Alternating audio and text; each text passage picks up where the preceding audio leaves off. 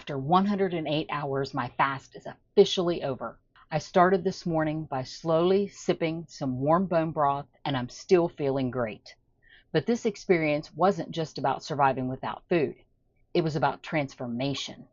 Today, I'll share my glucose and ketone readings, how my sleep has evolved, and the lingering effects like that cold sensation I've been feeling. We'll talk about what comes next now that I'm refeeding, plus stick around to the end and I'll share how much I lost over this 4.5 days. Hey everyone, it's Mindy, a nurse and aspiring health coach, and welcome to my final 100-hour fasting update.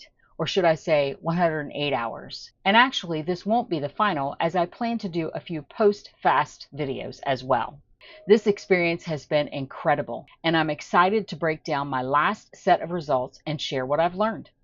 If you have been following along, you know this fast was a metabolic reset to help me recalibrate after some carb creep and get back into a deeper state of fat burning and metabolic flexibility. I documented the entire journey with daily updates, so if you haven't seen my previous videos, go back and check them out to see how this unfolded in real time. I'll place a link to the playlist in the description below. Today, I want to share my final glucose and ketone readings and what they reveal about my metabolic state, my sleep patterns, and what has changed near the end of the fast. The cold sensation I've continued to experience and why it happens, my activity levels since my last update, my first meal, how I broke my fast with warm bone broth, and my approach to refeeding. So let's start with the numbers, because they really tell the story about what happened inside my body during this fast. Yesterday at 1 p.m. my glucose was 64 and my ketones were 6.2. At 5:36 p.m. my glucose was 57 and my ketones were 4.7.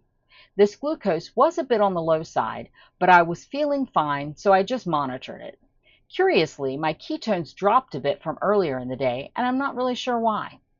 At 11:27 p.m. last night, my glucose was 62 and my ketones were 5.1. This morning, before breaking my fast, my glucose was 62 and my ketones were 8. I have never, ever had ketones that high. This was a little worrying to me, but I knew it was time to break my fast, so I again just monitored. After breaking my fast, my glucose was 75 and my ketones were 7.5.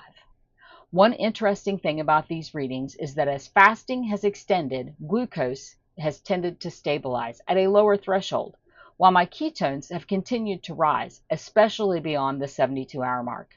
This is why I have felt mentally sharp with steady energy even with no food intake. It took 72 hours for my glucose to even drop to less than 80. To me, this is a sign of my insulin resistance at work. At no time did I ever feel lightheaded, faint, or any other symptom of low glucose.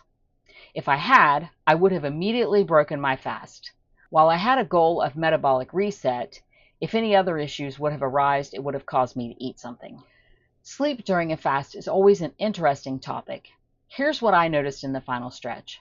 I slept almost 8 hours last night, and I felt like I woke up several times.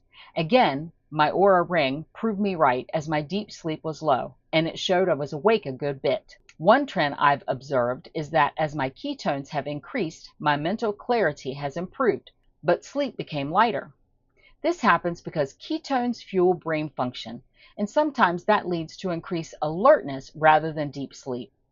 Now that I've reintroduced food, I'm curious to see if my sleep quality changes again, so I'll be tracking that closely.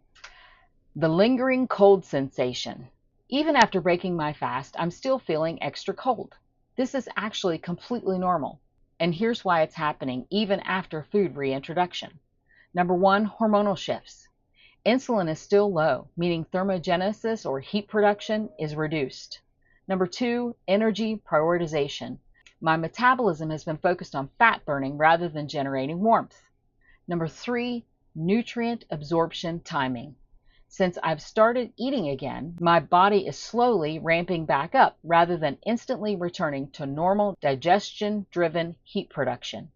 This cold feeling should gradually fade over the next day or two as my metabolism fully adjusts. Here is how I've kept moving towards the end. Even with 100 hours of fasting, movement felt surprisingly effortless. Here's what I did to stay active.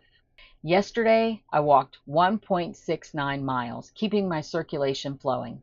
I made sure my body was engaged with some light stretching and gentle movement. One of the surprising things about the fast is that energy stays steady when you're in deep ketosis, proving that my body can efficiently function even without a constant food intake. So how did I break my fast? This morning, I started slowly, sipping some warm bone broth, because after an extended fast, you have to strategically refeed. Here's why I chose bone broth first. It provides gut-soothing nutrients that help ease digestion. It's packed with electrolytes to support hydration and recovery. It gently stimulates digestion without completely shocking the GI system. Over the next few hours, I'll gradually introduce more whole foods, focusing on nutrient-dense options like avocados, eggs, and other proteins to support my body's transition. So, I'm sure you're waiting on this last bit of information. Just how much weight did I lose? While this was about much more than weight loss, I was also curious about how much my weight would change. In the 108 hours, or 4.5 days, I lost a total of, drumroll please, 11 pounds. Yes, 11 pounds. Do I expect that it will all stay gone after the fast? No. I do expect to gain a few pounds back once I start eating again. I am hopeful that a few of those pounds will stay gone, and it should. I was surviving on the energy of my own fat during the fast. With my post-fast updates, I'll let you know if any of these pounds return and to what extent. So what has this journey taught me? This journey was about more than just not eating. It was an experiment in mental resilience, metabolic health, and self-awareness. Here are some of my biggest takeaways. Fasting isn't about deprivation. It's about optimization. The mental aspect of this was much harder than the physical. The body adapts, but the mind struggles to let go of those habits. Ketosis really feels incredible. Once deep into fasting, I had clarity, sustained energy, and no hunger. Refeeding matters just as much as fasting.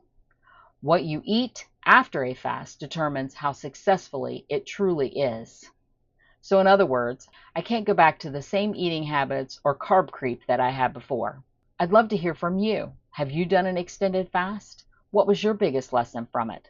Let me know in the comments below. If you've been following the series, thank you for joining me. I hope it's been insightful and inspiring.